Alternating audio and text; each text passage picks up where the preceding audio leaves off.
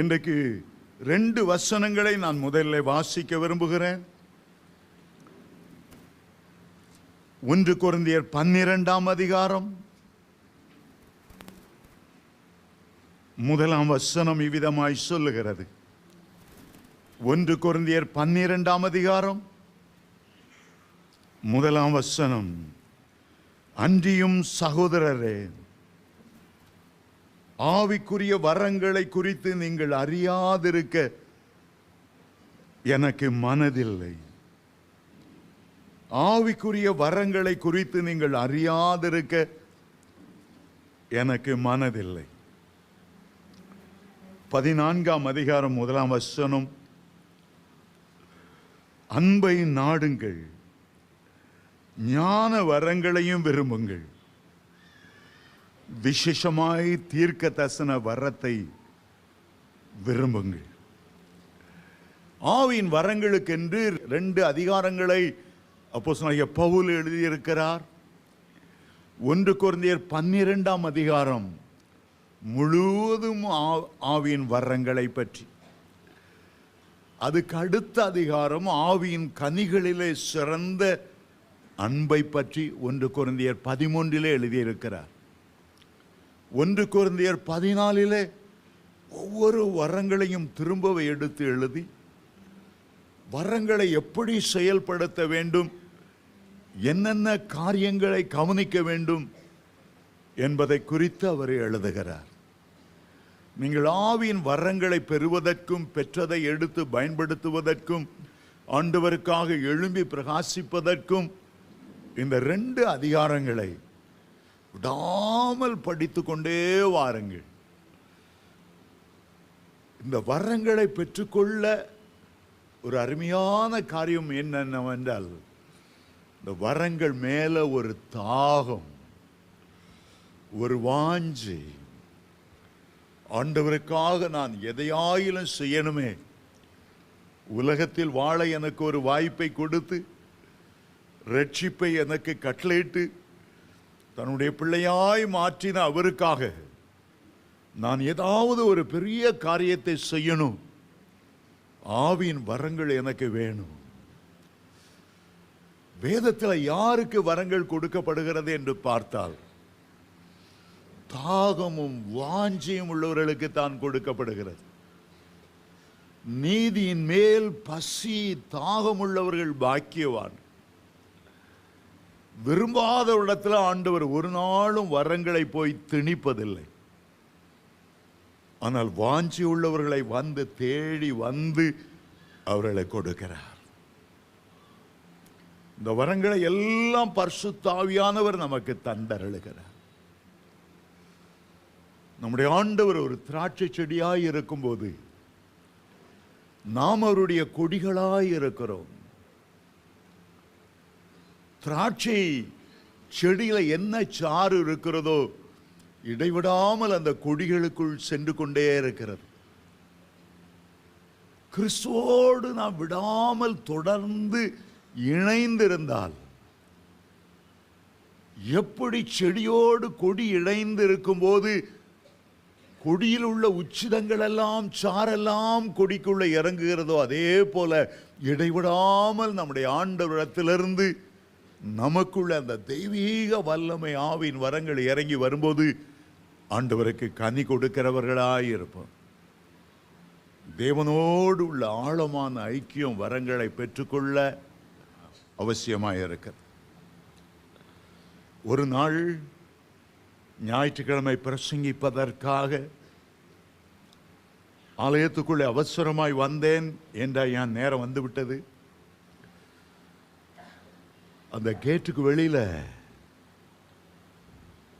ஒரு சகோதரி, ஒரு 25 அல்லது 26 வயது இருக்கும். முகத்தை பார்த்தால் பேய் அறைந்தது போல இருக்கிறது, ஒரு சோகம் இருக்கிறது, ஒரு துயரம் இருக்கிறது, வாடி இருக்கிறது. அவள் என்னை பார்த்த ஐயா என்று கூப்பிட்டாள். நான் அவசரத்தில் வந்தபடினால், ஏமா வெளியே நிற்கிறவா, உள்ள வந்து உட்காரு என்று சொன்னேன். அவள், ஐயா ஒரு நிமிடம், எனக்கு பயங்கரமான எய்ட்ஸ் நோய், நான் செத்து கொண்டிருக்கிறேன். ஒரு மருத்துவர், ஏலிம் சபைக்கு போனால் உனக்கு ஒரு அற்புதம் நடக்கும் என்ற விலாசத்தை எனக்கு கொடுத்து விட்டார். அந்த டாக்டரால் என்னை குணமாக்க முடியல. வேதம் சொல்லுகிறது, மரணத்துக்காக நியமிக்கப்பட்டவர்களை விடுவிக்க கூடுமானால் விடுவி. நான் சொன்னேன், உள்ளே வந்து உட்காருங்கள். அவள் சொன்னாள், இந்த நோயா இருக்கிறனால எனக்கு உள்ளே வர விருப்பம் இல்லை, பயமா இருக்குது. அந்த வாசல்ல நின்றே ஜெபம் பண்ணினேன். ஒரு வாரமாகவில்லை, மதுரையிலே நான் பேச வேண்டியது இருந்தது. கூட்டங்கள் முடிந்த பிறகு அங்கேயும் ஏதோ ஒரு டாக்டர் ஒரு இளம் பெண்ணை கொண்டு வந்தார். அவளுக்கும் 30 அல்லது 31 வயது இருக்கலாம். கைகளை வைத்து பாரத்தோடு ஜெபம் பண்ணினேன். அவள் அப்படியே சரிந்து மயங்கி விழுந்தாள். திரும்பவும் தூக்கி எடுத்தேன். இந்த சரீரம் என் ஆண்டவர் உருவாக்கிய சரீரம். எய்ட்ஸ் நோயே உனக்குள்ள இருக்க அதிகாரம் இல்லை.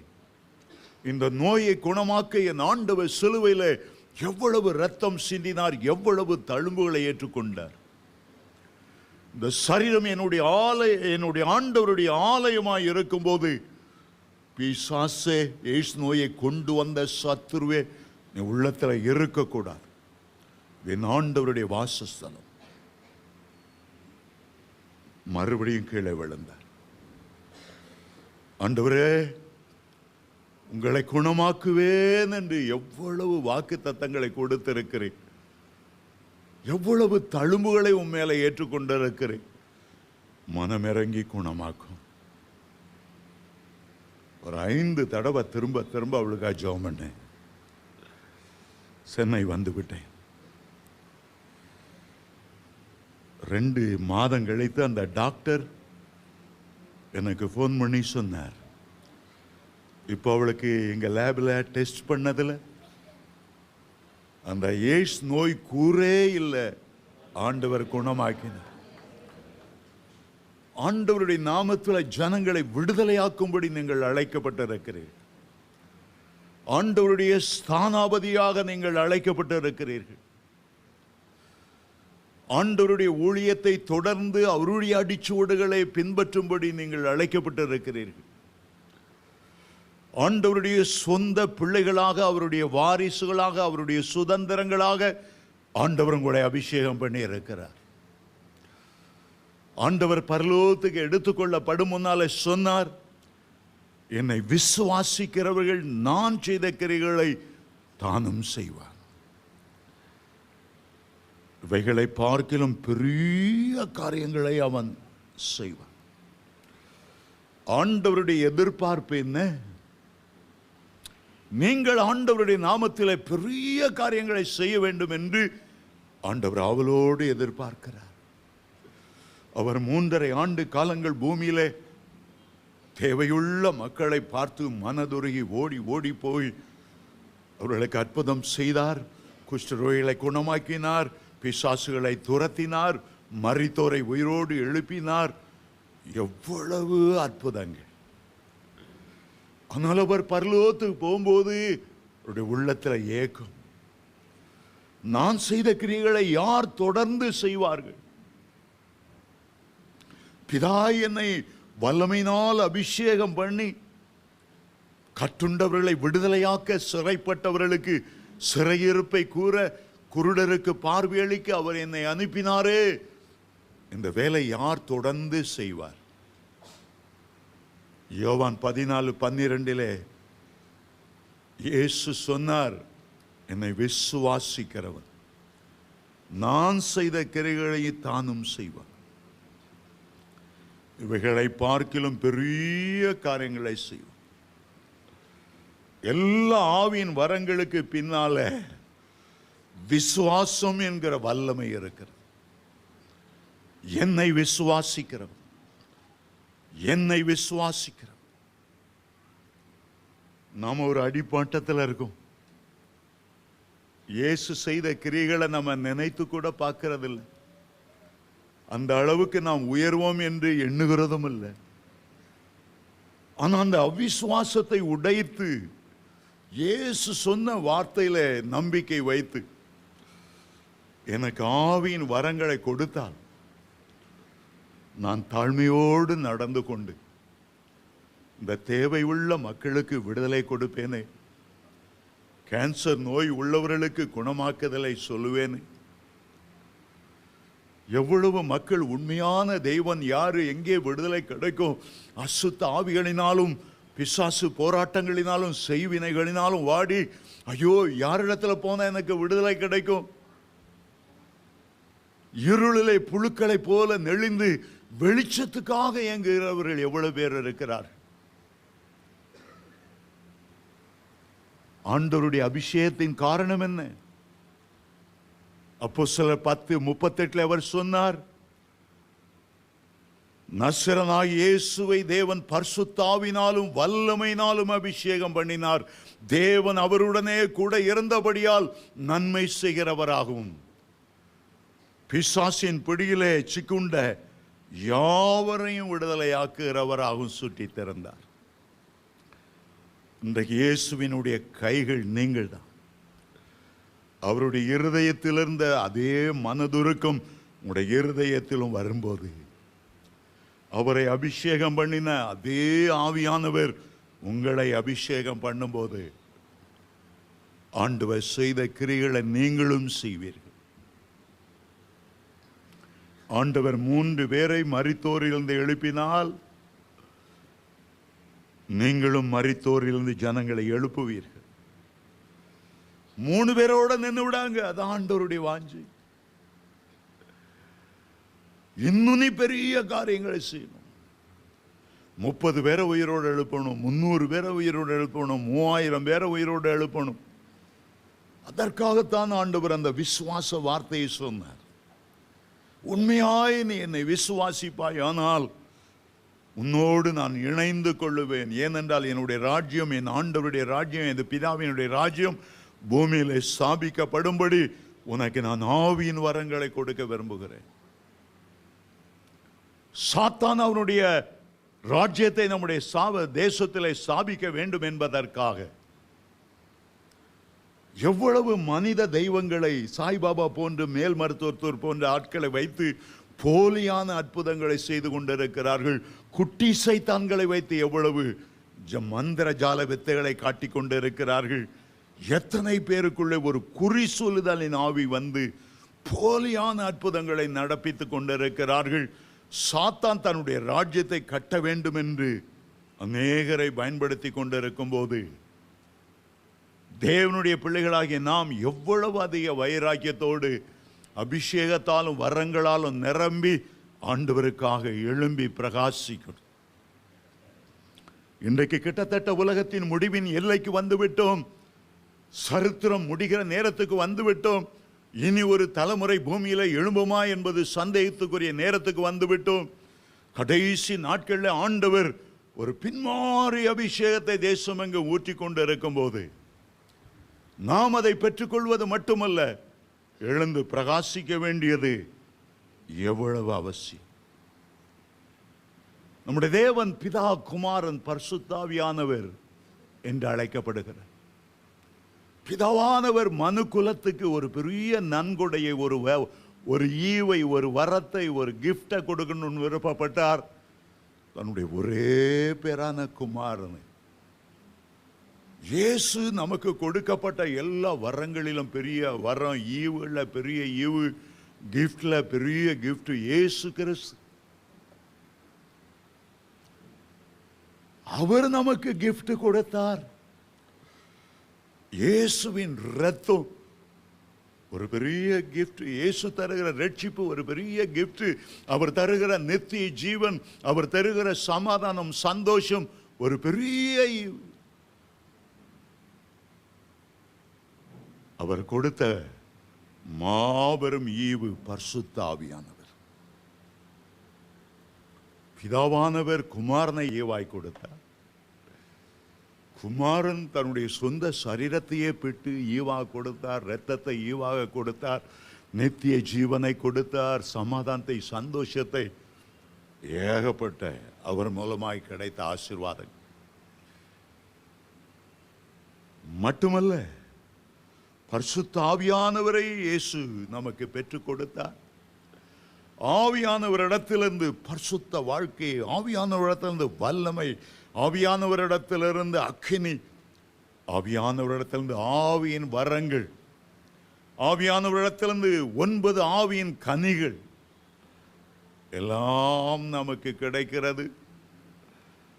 இது ஆவியானவருடைய காலம். கேட்கிற எவனும் பெற்றுக்கொள்ளுகிறான். தாகமாயிருக்கிறவன் என்னிடத்தில் வரக்கடவும். தாகமாயிருக்கிறவனுடைய உள்ளத்தில் ஆறுகளை நான் புறப்பட பண்ணுவேன். வாஞ்சியோடு அர்ப்பணிக்கப்பட்டு ஆண்டவருக்கான எதையாயிலும் செய்யணும்.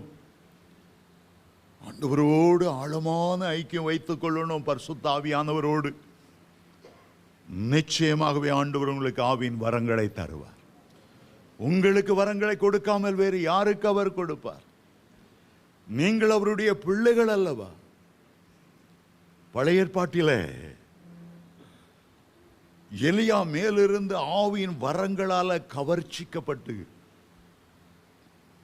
ஒரு மனிதன் தன்னுடைய வயலை, தன்னுடைய தகப்பனுடைய வீட்டை எல்லாவற்றையும் விட்டு 12 ஏர் பூட்டி வயலில் உழுது கொண்டிருந்தவர் அந்த ஏரை முறித்து அந்த மாடுகளை அடித்து ஒரு பிரியாணி போட்டுவிட்டு எலிசாவை பின்தொடர்ந்து வந்தார். அநேக வேத பண்டிதர்கள் சொல்லுகிறார்கள், 14 ஆண்டுகள் ஒரு அடிமையை போல, எஜமானுக்கு ஒரு வேலைக்காரனை போல, ஒரு குருவுக்கு ஒரு சிஷ்யனை போல 14 ஆண்டுகள் வேலை செய்தாராம். ஆனால் அவருடைய இருதய துடிப்பு, இவர் மேல் இருக்கிற ஆவியின் வரத்தை நாம் பெற்றுக்கொள்ளணும். ஒரு நாள் எலியா எடுத்துக் கொள்ளப்பட வேண்டிய நேரம் வந்தது. எலிசாவை கூப்பிட்டார். நான் உனக்கு என்ன செய்ய வேண்டும் என்று விரும்புகிறாய்? எலிசா ஒரு நிமிடம் கூட யோசித்துக் கொண்டிருக்கல. உடனே கணீர் என்று சொன்னார், உண்மையில் இருக்கிற ஆவியின் வரம் இரட்டிப்பாய் எனக்கு வேணும். ஏலியாவுக்கு கொடுக்க பிரியம் இருந்ததோ இல்லையோ எனக்கு தெரியவில்லை. என் அளவு நீ கேட்டா பரவாயில்ல, என்ன 2 மடங்கு கேட்கிற? என்ன குருவை மிஞ்சின சிஷ்யனா பார்க்கணும்னு விரும்புறியா? என் அளவு கேளு, தாரேன்.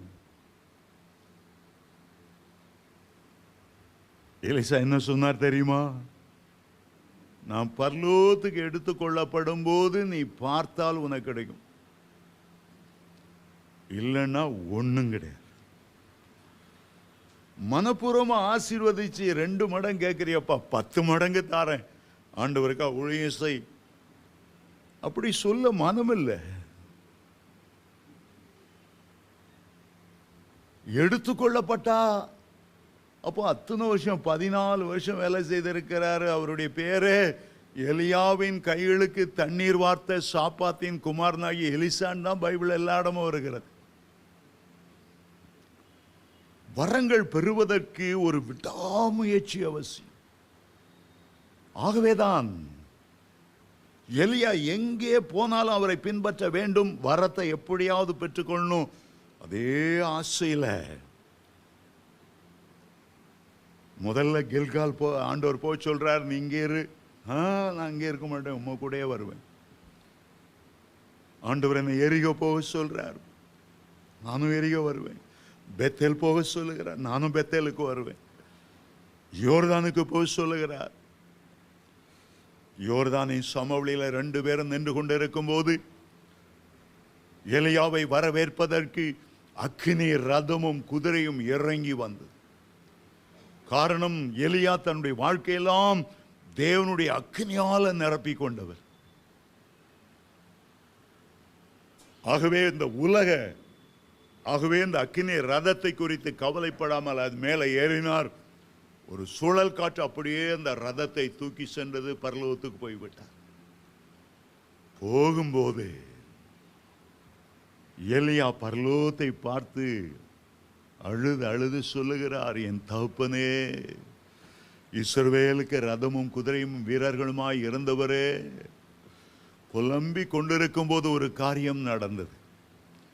உயர போய்கொண்டிருந்த எலியா மேலுள்ள சால்வை அப்படியே கீழே விழுந்தது. ஆகாயத்தில் வருகிறதை பார்க்கிறார். இந்த சால்வை அப்படியே காட்டில் ஆடி ஆடி கீழே இறங்குகிறது. தூரத்தில் நிறைய தீர்க்கதரிசி புத்திரர்கள் எல்லாம் பார்த்துட்டு இருக்கிறாங்க. எந்த நேரம் ஓடி போய் அந்த சால்வை பிடித்தாரோ ஒரு பயங்கர பலத்த அபிஷேகம் வல்லமை அந்த நிமிடம் முதல் 2 மடங்கு ஆவியின் வரம் எலிசா மேலே இறங்கிவிட்டது. சில ஆலயத்துக்கு வருகிறீர்கள், தேவனுடைய ஊழியக்காரர்களை சந்திக்கிறீர்கள். அவர்களோடு ஆழமான ஐக்கியம் வரும்போது, அவர்கள் ஆசீர்வதிக்கும் போது, அவர்கள் மேல் என்ன ஆவியும் வரம் இருக்கிறதோ அது தானாகவே உங்களுக்குள்ளே வந்துவிடும். ஆவியின் வரங்களை பெறணும்னா தேவனுடைய ஊழியக்காரர்களோடு, விசேஷமாய் வரம் பெற்றவர்களோடு, சபையோடு ஒரு ஆழமான ஐக்கியம். 2வதாக நீங்க ஆவியின் வரங்களை பெற வேண்டும் என்றால், ஆண்டவர் எது மேல உங்களுக்கு ஒரு தாகம் இருக்கிறதோ அதை பார்த்துதான் ஆவியின் வரங்களை கொடுப்பார். நீங்க ஒவ்வொரு நாளும் ஆஸ்பத்திரிக்கு போய் வியாதியஸ்தர் மேல் கை வைத்து பாரத்தோடு ஜெபித்து பாருங்கள். 1 மாதம் நீங்க தினந்தோறும் போய் ஜெபம் பண்ணி உங்களுடைய பேர் எழுதி வீட்டில் வைத்து, இந்த வியாதியஸ்தரை சோமாக்கணும், ஆஸ்மா நோய் உள்ளவங்களை சோமாக்கணும், இந்த டயபெட்டிஸ் நோய் உள்ளவங்களை சோமாக்கணும், இந்த பிபி எல்லாம் கர்த்தர் மாற்றணும், கொலஸ்ட்ராலை கர்த்தர் அர்த்தமாக்கணும், எல்லா வேதனையிலிருந்து அவர்களுக்கு ஒரு பாரத்தோடு ஜெபிக்க ஜெபிக்க உங்களை அறியாமலேயே எந்த கரங்களை வியாதியஸ்தர் மேல் வைத்து நீங்க ஜெபித்தீங்களோ அந்த கரத்தில் அந்த சோமளிக்கிற வல்லமை தானாய் வந்துவிடும். பிசாசு பிடித்தவர்களுக்காக, செய்வினையில மாட்டிக்கொண்டவர்களுக்காக நீங்கள் பாரத்தோடு ஜெபிக்கும் போது உடைய கைகளில் அந்த வல்லமை இறங்கி வந்துவிடும். நான் வெறும் ட்ரெயினில் டிராக்ட் கொடுத்து கொண்டு இருப்பேன். மாதக்கணக்காக, வருஷக்கணக்காக, காலையில் 6லேருந்து 7 மணி வரையிலும் தாம்பரம் வரைக்கும் போவேன், பீச் வரைக்கும் போவேன், டிராக்டை கொடுப்பேன். ஆனால் ஒரு நாள் எனக்கு ஒரு அற்புதம். டிராக்டை கொடுக்கிறேன், யார் மறு கையிலேருந்து அந்த டிராக்டை வாங்குறாங்களோ சர் என்று ஒரு தேவனுடைய வல்லமை வாங்குறவங்க மேலே போக ஆரம்பித்தது. அதை ஒவ்வொரு நாளும் உணர ஆரம்பித்தேன். அந்த எந்த டச் பண்ணா போதும் கர்த்தருடைய வல்லமை கடந்து போகும். ஆவியின் வரங்கள் ஆண்டவர் உங்களுக்கு தரணும்னா, எதுல உங்களுக்கு பாரம் இருக்கிறதோ அதையே ஆண்டவர் ஆவியின் வரமாக்கி தருவார். 3வதாக, வரங்களை அறிந்து கொண்டு அதற்காக உபவாசம் பண்ணி பரலோக கதவை தட்டி, உமக்கு ஊழியம் செய்ய விரும்புகிறேன் ஆண்டவரே, எனக்கு தீர்க்கதரிசன வரம் இருந்தால் எவ்வளவு நன்றாய் இருக்கும், என் கைகளை கொண்டு அற்புதங்களை செய்தால் ஜனங்கள் உம்பக்கமாய் வருவார்களே. உபவாசமும் ஜெபி ஆண்டவர்கிட்ட விசுவாசத்தோடு கேட்கும்போது ஆண்டவர் அந்த வரத்தை தருவார்.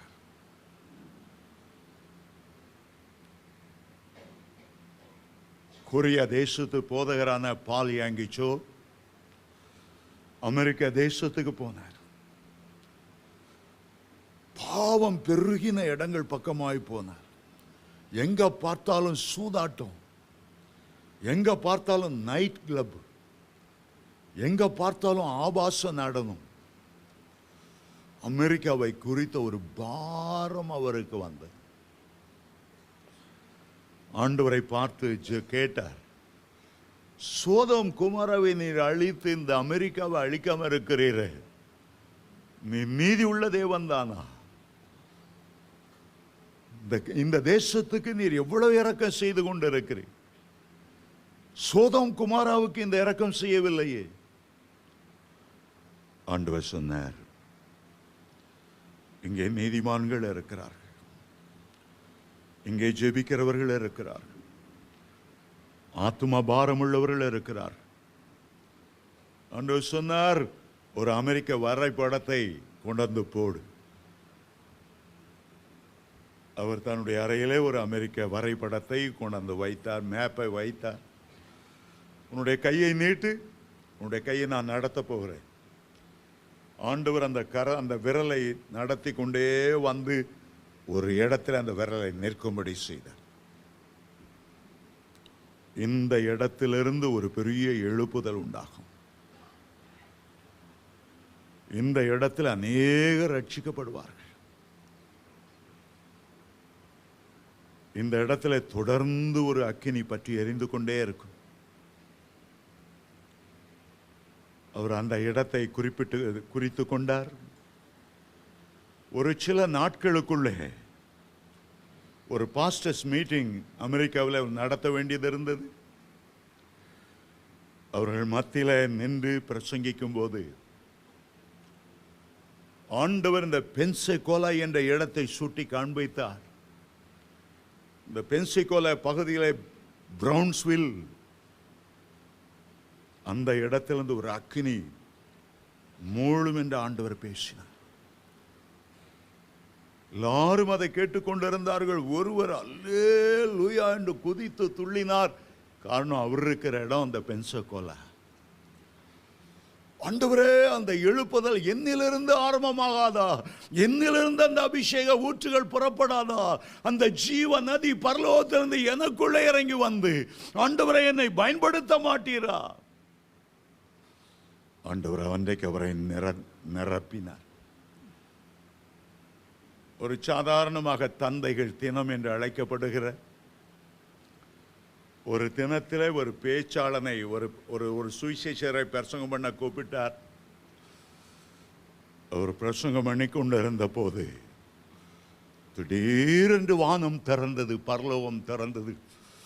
எல்லார் மேலும் தபா தபா தபா தபா என்ற ஒரு அக்கினி. எல்லாம் கீழே கடந்து உருள ஆரம்பித்தார்கள். அன்றைக்கு அவ்வளவு பேரும் தங்களை ஆண்டவருக்கு என்று ஒப்பு கொடுத்தார்கள். ராத்திரி வீட்டுக்கு போகும்போது 3 மணி 2 மணி கட்டுக்கடங்காத அக்கினி, அந்நிய பாஷை பேசுகிறார்கள், உருளுகிறார்கள். அடுத்த நாளும் இப்படி கூட்டம் வைக்கணும். மாத கணக்கில் வருஷ கணக்கில் அந்த கூட்டங்கள் நடந்தது. நான் போகும்போது அந்த காட்சியை பார்க்க அதே இடத்துக்கு, அமெரிக்காவில் உள்ள அந்த இடத்துக்கு தாகத்தோடு போனேன். சாயங்காலம் 6 மணி மீட்டிங்க்கு, காலையில் 6 மணிக்கே கூட்டம். ஆலயத்துக்கு முன்னால் அவ்வளோ கூட்டம். சாயங்கால கூட்டத்துக்காக நான் போகும்போது காலைல 9 மணி. நான் போகும்போது அந்த கியூ 1 கிலோமீட்டர் தூரம் வந்துச்சு. எல்லாம் கியூவில் நின்று பாட்டு பாடி நடனம் ஆடி எப்போ கதவு திறக்கும்.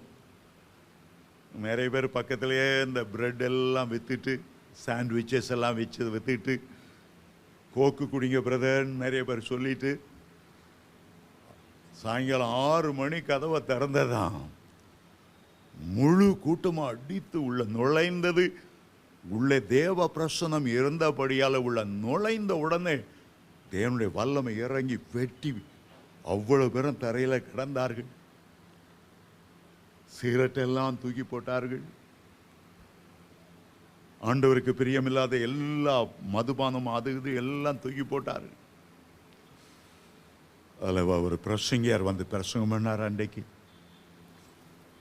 பாவத்தை கண்டித்து, நீதியை கண்டித்து, நியாய தீர்ப்பை உணர்த்தி பிரசங்கம் பண்ணினார். அப்படியே ஆச்சரியத்தோடு பார்த்து கொண்டிருந்தேன். ஆனால் என்னுடைய உள்ளத்தை தொட்டது என்னவென்றால், அந்த கூட்டம் முடிகிற நேரம், ஆல்டர் கால் கொடுக்கிற நேரம், ஒரு சிறு பெண், ஒரு 10 அல்லது 12 வயது இருக்கும், 4வது படிக்கிற பெண், ஆல்டர் கால் ஒரு பாட்டு பாட அவள் வந்தாள். என் அருகில் இருந்தவர்கள் சொன்னார்கள்,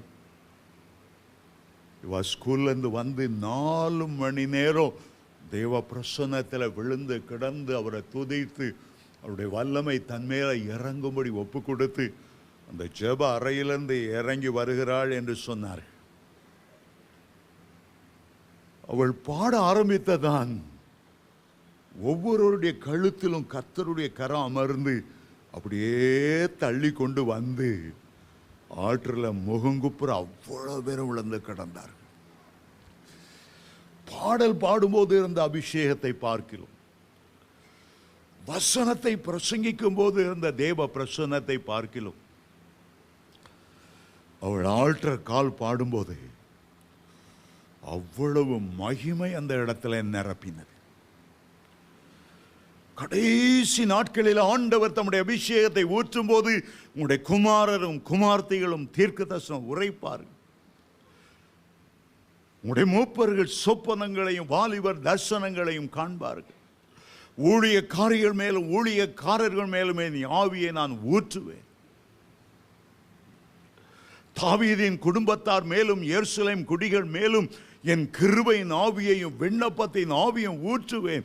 காலங்கள் செல்ல செல்ல வருகை நெருங்கிக் கொண்டிருக்க இந்த உலகத்தை ஒரு அந்தகார வல்லமையும் இந்த உலகத்தின் அதிபதியான அந்தி கிறிஸ்துவும் நுழையிற காலம் வர வர ஆண்டவர் எப்படியாவது ஒரு கூட்டத்தை தமக்கென்று தம்முடைய மகிமையின் வருகைக்கென்று ஆயத்தப்படுத்தும்படி இதுவரை இல்லாத ஒரு பெரிய அபிஷேகத்தை ஊற்றிக் கொண்டிருக்கிறார். ஆவிக்குரிய வரங்களை பொழிந்தறி கொண்டிருக்கிறார். எப்படி ஆகிலும் புறஜாதியார் ரட்சிக்கப்பட்டு கர்த்தருடைய வருகைக்கு ஆயத்தமாக வேண்டும் என்பது ஆண்டவருடைய இருதய துடிப்பாய் இருக்கிறது. ஆண்டவரே என்னை பயன்படுத்தும் என்று இன்றைக்கு நீங்கள் எழுந்தருளுவீர்களானால், என்னை ஆவியின் வரங்களுக்கு என்று அர்ப்பணிக்கிறேன் என்று இன்றைக்கு 100க்கு 100 ஒப்பு கொடுப்பீர்களானால், உங்களை 100க்கு 100 பொறுப்படுத்தி உங்களை அக்கினி ஜுவாலையாக்கி எலியாவின் மேலிருந்த அக்கினியை கர்த்தரே தேவன் என்று நிரூபிக்கும்படியான பக்தி வைராக்கியத்தை ஆண்டவர் உங்களுக்கு தந்தருளுவார். ஏதோ ஒரு பெரிய காரியத்தை செய்ய போகிறார். என்னுடைய கண்கள் ஒரு பெரிய எதிர்பார்ப்பு இருக்கிறது. ஊழியக்காரர்களுக்கு தான் ஆவியின் வரங்கள் என்று ஒருபோதும் நினைத்து விடாதீங்க. கர்த்தர் அதற்காக வேலை உடை சொல்லுவார். அதற்காக ஆண்டவர் இல்லை. மார்க் 16:17 சொல்லுகிறது, விசுவாசிகளால் நடக்கிற அடையாளங்கள் அவனை. உங்களை கொண்டு நடக்கக்கூடிய அடையாளங்களை ஆண்டவர் சொல்லுகிறார். ஊழியக்காரரை கொண்டு ஆண்டவர் செய்வார், இல்லை என்று இல்லை. ஆனால் ஊழியக்காரருக்கு தான் ஆவியின் வரங்கள் என்று ஒருபோதும் எண்ணி விடாதீர்கள். என்னை ஆண்டவருக்குள்ளே நடத்தின சகோதரி 17வது வயதிலே வயிற்றிலே பிள்ளையோடு விதவையான சகோதரி. யோசித்து பாருங்கள், 17 வயது, கணவனோடு 6 மாதம் வாழ்ந்தார்கள். விபத்தில் அவர் மரித்து விட்டார். வயிற்றிலே குழந்தை. இளம் விதவை எப்படி வெளியே போய் ஊழியம் செய்ய முடியும்? அவர்கள் ஜெபித்த போது வல்லமையான தீர்க்கதரிசன வரத்தை ஆண்டவர் கொடுத்தார். வீட்டுக்கு வருகிற பால்காரி, கீரைக்காரி, துணி அயன் பண்றவன் எல்லாரையும் ஆண்டவர்களை நடத்தி விடுவார்கள். அவனுடைய அந்த ரங்கங்களை சொல்லுவார்கள். அவர்களுக்கு பெண் குழந்தை பிறந்தது, படிக்க வைத்தார்கள், டீச்சர் ஆனார்கள். ஒரு வக்கீலுக்கு கட்டி கொடுத்தார்கள். அந்த வக்கீலுடைய கட்சிக்காரர் கேஸுக்காக வரவங்க அவ்வளவு பேருக்கும் காப்பியை கொடுத்து 10 நிமிஷம் பக்கத்தில் நின்று ஆண்டவர்களை நடத்தாம விடவே மாட்டாங்க. அந்த தீர்க்கதரிசனம் அவ்வளவு வல்லமையுள்ளதா இருந்தது. நான் குடிகாரனாய் வாழ்ந்த போது என்னை சந்திக்க வந்த அப்போது அவர்களுக்கு 65 வயது. லாட்ஜில் பேச்சுலர்ஸோட தங்கியிருந்த என்னுடைய அறை கதவை தட்டினார்கள். குடித்து வெறித்து இருக்கும்போது கதவை திறந்ததான். ஏன் தம்பி, உன்னுடைய முகம் பேய் அறைந்தது போல இருக்கிறது, ஏன் இவ்வளவு துக்கத்தோடு இருக்கிறாய்? கவலையும் கண்ணீரும் நிறைந்த அந்த உலகத்தில் இயேசு கிறிஸ்து ஒருவர் தான் உன் பிரச்சனையை மாற்றக்கூடியவர். அவர் ஒருவர் தான் உன்னுடைய துக்கத்தை சந்தோஷமாய் மாற்றக்கூடியவர். அவருடைய கரம் குறுக்கிடட்டும். அந்த அறைக்குள்ளே வந்து ஒரு ஜெபம் பண்ணினார்கள் பாருங்கள், என்னால மறக்கவே முடியாது. இளம் விதவை என்று முறுமுறுத்து போய் மூலையில உட்காரல்ல, ஏன் ஆண்டவரே என் கணவனை எடுத்துக்கொண்டே உமக்கு அறிவில்லையா, கண்ணில்லையா, இரக்கமில்லையா, கேள்வி கேட்டுக்கொண்டு இருக்கவில்லை. நான் பயன்பட வேண்டும் என்று ஜெபம் பண்ணின போது ஆண்டவர் அந்த வரத்தை கொடுத்தார். அன்றைக்கு அவங்க சொன்னாங்க, ஆண்டவர் உன்னை சுவிசேஷனாய் தெரிந்து கொண்டு உலகத்தின் பல தேசங்கள் கொண்டு செல்ல இருக்கும் போது நீ ஏன் அற்பத்தனமான பாவ கண்ணிக்குள்ளே சிக்கி கிடக்கிறாய்? அந்த தீர்க்க தரிசனம் வரும்போது தரையில தொப்பென்று விழுந்து விட்டேன், தரையில உருள ஆரம்பித்தேன். அன்றைக்கு ஆண்டவர் என்னை தொட்டார். அந்த டிப்ரெஷன், எனக்குள்ள ஒரு டிப்ரெஷன் என்னை வாட்டி வதைத்து கொண்டு இருந்தது. அந்த டிப்ரெஷன் என்னை விட்டு வெளியே ஓடுகிறதை உணர்ந்தேன். என்னுடைய இருதயத்தின் பாரங்கள் விலகுகிறதை உணர்ந்தேன். 65 வயது மூதாட்டி. நீங்கள் எந்த வயதாக இருந்தாலும் அது ஆண்டவருக்கு பிரச்சனை அல்ல. உங்கள் ஒவ்வொருவரையும் பயன்படுத்த ஆண்டவர் விரும்புகிறார். ஹல்லேலூயா, ஹல்லேலூயா. அருமையான தேவனுடைய பிள்ளைகளே, பாலியங்கி சோவுக்கு அந்த தீர்க்கதரிசன வரத்தை கொடுத்திருந்ததினாலே அவ்வளவு எழுப்புதலை அந்த பென்சகோலா என்ற இடத்துல ஏற்படுத்தும்படி கர்த்தர் அவரை பயன்படுத்தினார். உலகத்தார் ஆவியின் வரம் என்று நாம் சொல்லுகிறோம். இந்து புராணங்களை பார்த்தால் அங்கேயும் அவர்கள் வரங்கள் என்று சொல்லுகிறார்கள். பல முனிவர்கள், பல ரிஷிகள், பல சாதுக்கள், சன்னியாசிகள் மாத கணக்கில் தவம் இருந்து இறைவனை நோக்கி தவம் இருந்து அரிய பெரிய காரியங்களை செய்யணும். கூடு விட்டு கூடு பாயணும். மரித்த ஒரு பசுக்குள்ள பூந்து அதை உயிரோடு எழுப்பிடணும். மனிதனை அப்படியே சிலையாய் நிற்க செய்யணும். உட்கார்ந்து இருக்கிற இடத்த விட்டு எழும்ப செய்யாம அப்படியே உட்கார்ந்தபடி கம் போட்டு ஒட்டி வைக்கிற நிறைய வித்தைகள் எல்லாம் நான் சிறுவனாய் இருக்கும்போது வரத்தை பற்றி ஒரு கதையை கேட்டேன். ஒரு பக்தன் எத்தனையோ நாட்கள் வரத்துக்காக தவம் இருந்து கொண்டே இருந்தானா. கடைசியில் இறைவன் தோன்றினார்.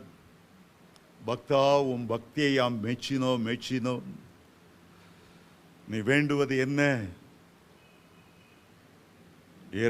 இறைவனை பார்த்து, இறைவா, நான் தொட்டதெல்லாம் பொன்னாகணும். தந்தோம் இறைவன். ஒரு ஓடி போய் மைக்க தொடுறாரு, டேபிளை தொடுறாரு, எதை தொட்டாலும் கோல்டா மாறிட்டே இருக்கு. வீடு பூரா அவ்வளோ கோல்டு. இப்ப பசிச்சுது, சாப்பிடலான்னு சாப்பாடை தொட்டா அதெல்லாம் பொண்ணா மாறிச்சு. பசிக்குது, தாங்க முடியல. ஓடி போய் அம்மா பசிக்குதா மனைவியை தொட்டாரோ இல்லையோ, பொச்சிலையா மாறிட்டான். கடைசியில் வரம் பெற்ற பக்தன் பட்னி கிடந்து பரதாமா சத்தானாம். எனக்கு சின்ன பிள்ளையில அப்படி ஒரு ஆசை. நான் தொட்டது பொண்ணாக வேண்டாம் ஆண்டவரே, சாக்லேட்டா மாறினா போதும். உண்மையா முழங்கால் போட்டு ஆண்டவர்கிட்ட கேட்டிருக்கேன். சர்ச்சில் நல்ல அழகா பெயிண்ட் அடித்து வெள்ளை மஞ்சள் பெயிண்ட் இருக்கும். எல்லாம் பால் கட்டியாக மாறினா எவ்வளோ நல்லா இருக்கும். அப்படிப்பட்ட ஒரு ஆவியின் வரம் தரக்கூடாதா? உலகத்தில் உள்ள ஆவியின் வரங்களுக்கும் நம்முடைய ஆவியின் வரங்களுக்கும் ஒரு பெரிய வித்தியாசம். இந்த ஆவியின் வரத்தை இயக்குகிறவர் பரிசுத்த ஆவியானவர். இந்த ஆவியின் வரம் எப்பொழுது செயல்படும்னா, ரட்சிக்கப்பட்ட பிறகு, பரிசுத்த ஆவியின் அபிஷேகத்தை பெற்ற பிறகு, அந்த பரிசுத்த ஆவியின் வல்லமையிலிருந்து தான் ஆவியின் வரங்கள் புறப்படும். பரிசுத்த ஆவியை பெறும்போது பரிசுத்த ஆவியானவர் பரலோகத்தில் இந்த வான்புறா நமக்குள்ள இறங்கி வந்து நமக்குள்ளே தங்கி அவர்தான் இந்த வரங்களை செயல்படுத்துகிறார். நாம இதை செயல்படுத்த முடியாது. நமக்குள்ளே அந்த பாரம் வரும்போது ஆவியானவர் நமக்கு பகிர்ந்தளிக்கக்கூடிய அந்த வரங்களினாலே அவர் செயல்பட விரும்புகிறார்.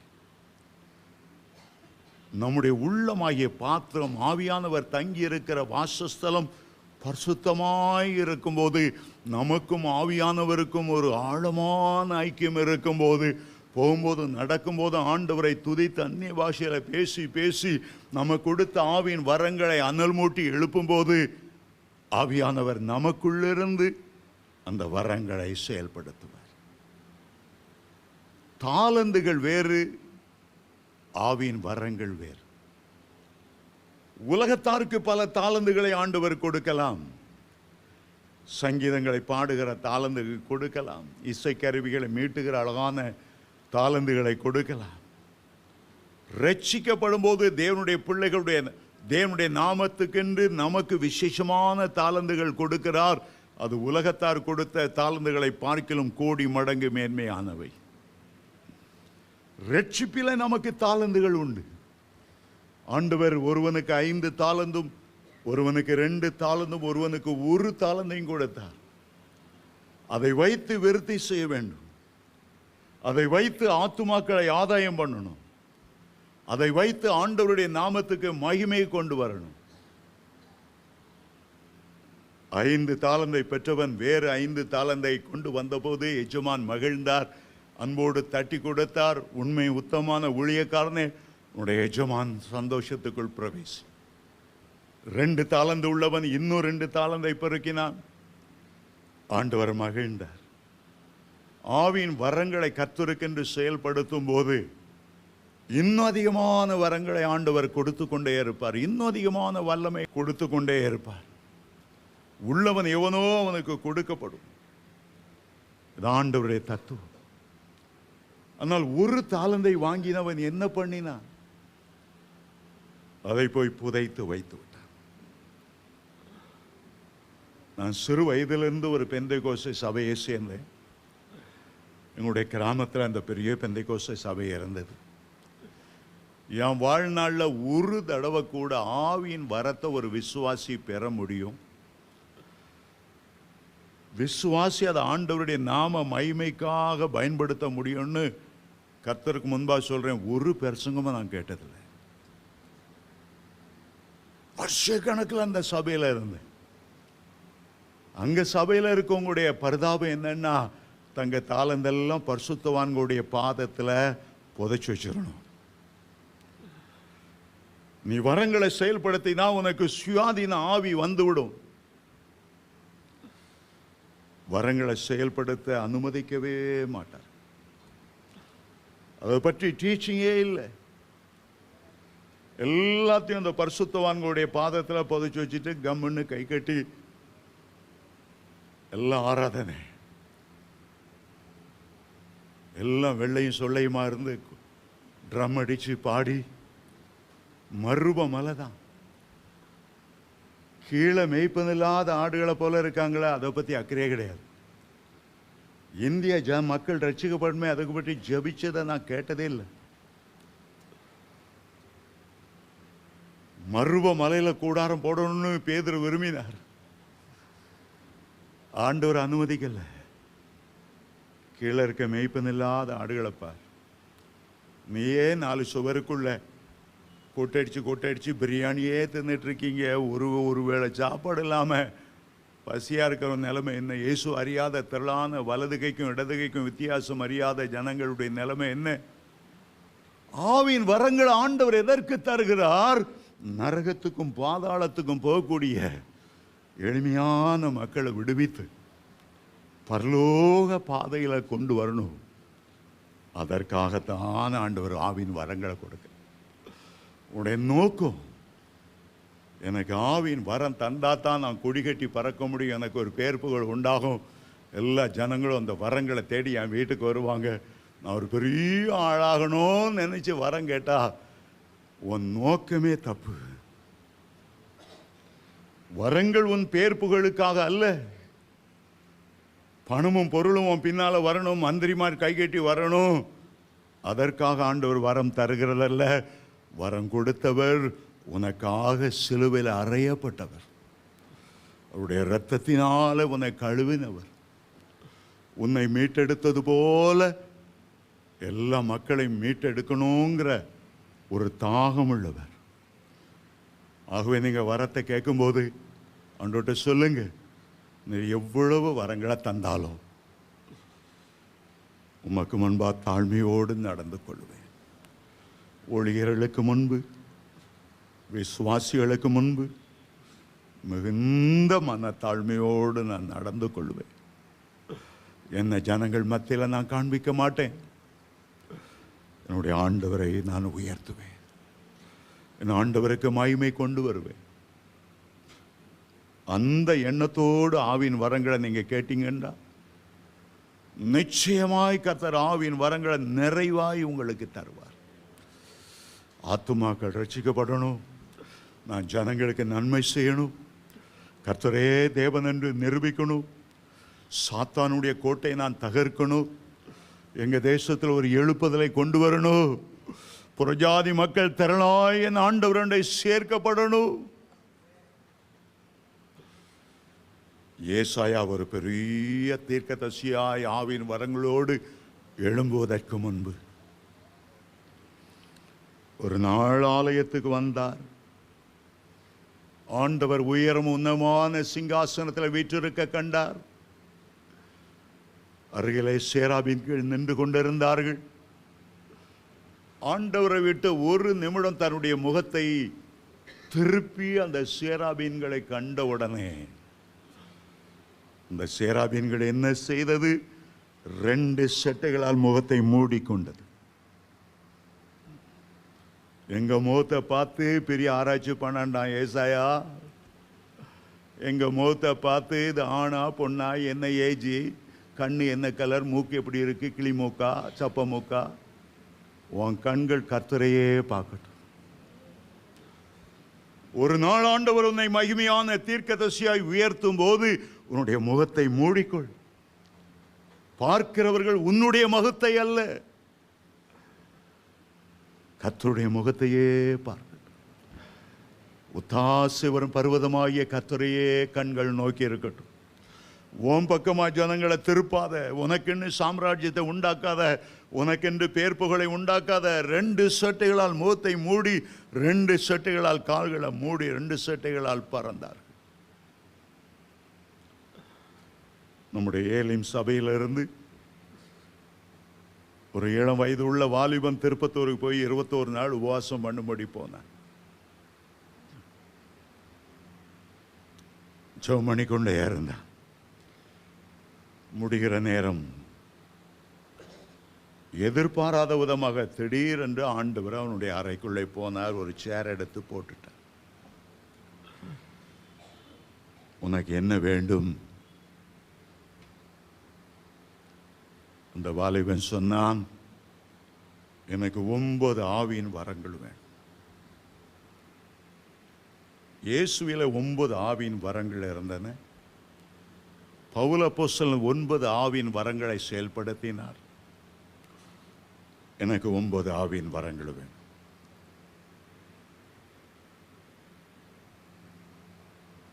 ஆண்டவர் கேட்டார், நான் வேண்டாமா? வரங்களை பார்க்கிலும் என்னை அதிகமாய் நேசிப்பாயா? ஆண்டவர் சொன்னார், 9 வரமும் தந்தா உன் நிலைமை என்னாகும்னு எனக்கு தெரியும். உன்னால் பேலன்ஸ் பண்ண முடியாது. வரங்கள் செயல்படும் போது பெருமையும் ஜனங்களும் உன் காலில் விடுறதும் உன்னை நான் இழந்து போக விரும்பவில்லை. ஒரு வரத்தை கேள், தாழ்மையோடு அந்த வரத்தை செயல்படுத்தி என்னோட நாமத்தை மகிமைப்படுத்து. அதற்கு பிறகு அடுத்த வரத்தை கேள். நீ தாழ்மையோடு நடந்து கொள்ளுகிறதை பார்த்து பார்த்து ஒவ்வொரு வரங்களாய் நான் உனக்கு தருவேன். மொத்தமா 9 வரத்தையும் அள்ளி கொடுத்தால் உன்னை நான் இழந்து விட வேண்டியது இருக்கும். ஆண்டவர் the word of knowledge அவருக்கு கொடுத்தார். வேர்ட் ஆஃப் நாலேஜ் என்ற வரம் அன்றையிலிருந்து ஆப்ரேட் பண்ணதை நான் பார்த்திருக்கிறேன். அருமையான தேவனுடைய பிள்ளைகளே, உடைய ஓட்டம் வெற்றியோடு ஓடி முடித்து திரளான ஆத்துமாக்களோடு கர்த்தருடைய பாதத்துக்கு போனோன்னா அந்த தாழ்மையை காத்துக்கொள்ளு. கிறிஸ்து இயேசுவிலிருந்த சிந்தை உங்களிலும் இருக்கட்டும். அவர் தேவனுடைய ரூபமாய் இருந்தும் கர்த்தருக்கு பிதாவுக்கு சமமாய் இருப்பதை கொள்ளையாடின பொருளாக எண்ணாமல் தன்னை தானே தாழ்த்தி அடிமையின் ரூபம் எடுத்து மரண பரியந்தம் தன்னை தாழ்த்தினார். பிலிப்பியர் 2 அதிகாரம் 5 வசனத்திலிருந்து 10 வரை வாசிக்கும் போது அந்த தாழ்மையே உங்களுக்குள்ள இருக்கட்டும். ஏன் அநேகர் ஆவியின் வரங்களை பெறாமல் இருக்கிறதுக்கு சில தவறான எண்ணங்கள் அவருடைய மனதில் விழுந்திருக்கிறது. சாத்தான் சொல்லுவான், ஆவியின் வார்த்தை கேட்காத, நீ விழுந்து போவா, ஆவியின் வார்த்தை கேட்காத, உனக்கு பெருமை அடைஞ்சிரும், ஆவியின் வார்த்தை கேட்காத, யூதாஸ் காரியத்து மாதிரி வந்துருவா, ஆவியின் வார்த்தை கேட்காத. எத்தனை வரம் பெற்றவங்க முகங்குப்புற விழுந்து கிடக்கிறாங்க. அருமையான தேவனுடைய பிள்ளைகளே, ஒரு விமானம் விழுந்துட்டுன்னா அதுக்காக யாரும் விமானத்தில் போகாமல் இருக்கிறது. ஒரு பஸ் ஆக்சிடென்ட் ஆயிட்டுன்னா அதுக்காக யாரும் பஸ்ஸில் ஏறாமல் இருக்கிறது இல்லை. நிறைய பேருடைய விழுகைக்கு காரணம் பெருமை தான். லூசிபர் கொண்டு வருகிற ஒரு தந்திரமான ஆயுதம் பெருமை. கொஞ்சம் அந்நிய பாஷை பேசி கொஞ்சம் தீர்க்க தரிசனம் சொன்னா உனக்கு ஒப்பானவர்கள் ஒருவரும் இல்லை. ஒரு மனிதனுக்கு இந்த பெருமை தான் பெரிய வீழ்ச்சிக்கு அடையாளம். சிலரை பார்த்து சாத்தான் சொல்லுவான், நீ ரட்சிக்கப்படுறதுக்கு முன்னால் எவ்வளோ படுபாவியாக இருந்தா, எவ்வளோ மோசமாக நடந்தா, எவ்வளோ விபச்சாரம் செய்தா, உனக்கா ஆண்டவர் வரத்தை தரப்பார மாட்டார். மூஞ்ச பாரு, இப்போ வரம் பெற ஆளை பாரு. சாத்தான் சொல்லுவான், நான் சொல்லலை. என்கிட்ட அப்படிதான் சொல்லிட்டு இருந்தான். நீ குடியார, நீ சூதாட்ட பெரிய, நீ சினிமா பைத்தியம், உனக்கு ஆண்டவர் வரத்தார. ஒரு நாள் சங்கீதம் 68:18 வாசித்தேன்.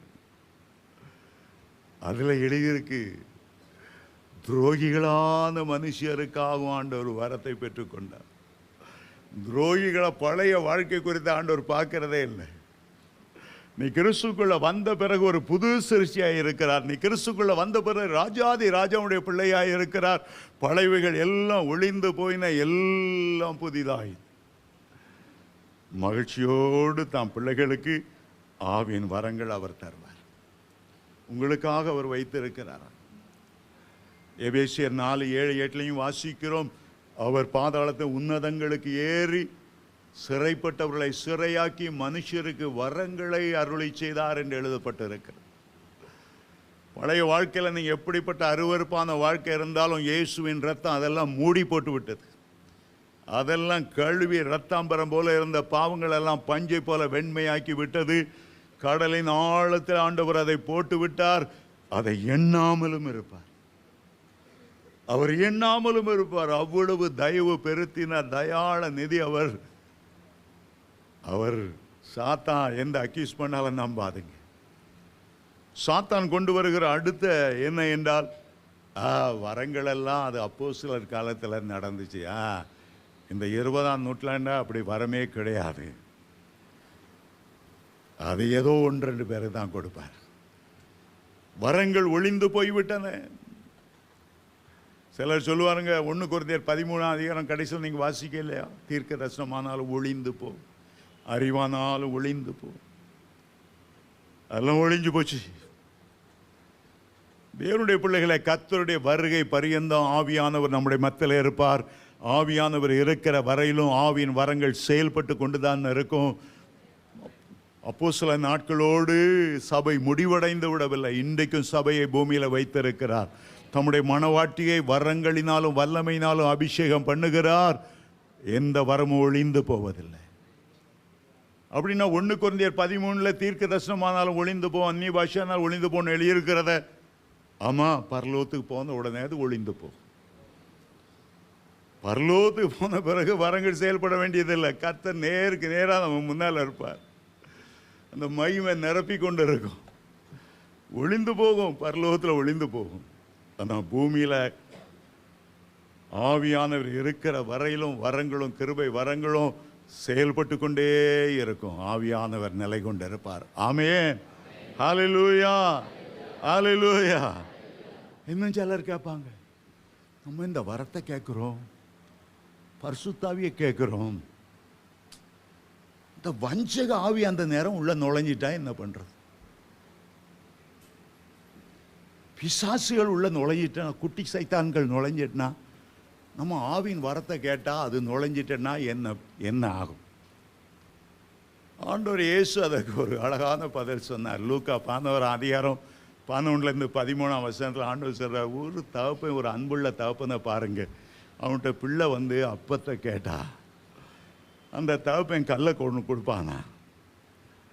மீனை கேட்டால் பாம்பை பிடிச்சி தின்னு, நல்ல பாம்பை கருணாக பாம்பை கொடுத்து தின்னுன்னு சொல்லுவானா? அல்லது முட்டையை கேட்டால் தேளை கொடுப்பானா? நீனே உன் பிள்ளைக்கு அப்படி அப்படி கொடுக்க மாட்டான். பரமபிதா எவ்வளோ அன்புள்ள வேறு, அவர்கிட்ட போய் நீ பரிசுத்தாவியை கேட்கும்போது, நீ வரங்களை கேட்கும்போது அவர் எப்படி உனக்கு சாத்தானை கொடுப்பார்?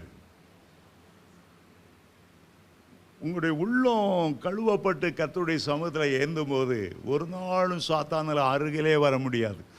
ஏனென்றால் நீ தேவனுடைய பிள்ளை, கர்த்தர் உன் மேல வைராக்கியமாய் இருக்கிறார். உன்னை தொடுகிறவன் அவருடைய கண்மணியை தொடுகிறான். சாத்தான் உன்னை தொடுவதற்கு ஒரு நாளும் ஆண்டவர் அனுமதி கொடுப்பதில்லை. ஹல்லேலூயா. வரங்களை ஆண்டவர் நமக்கென்று வைத்திருக்கிறார்.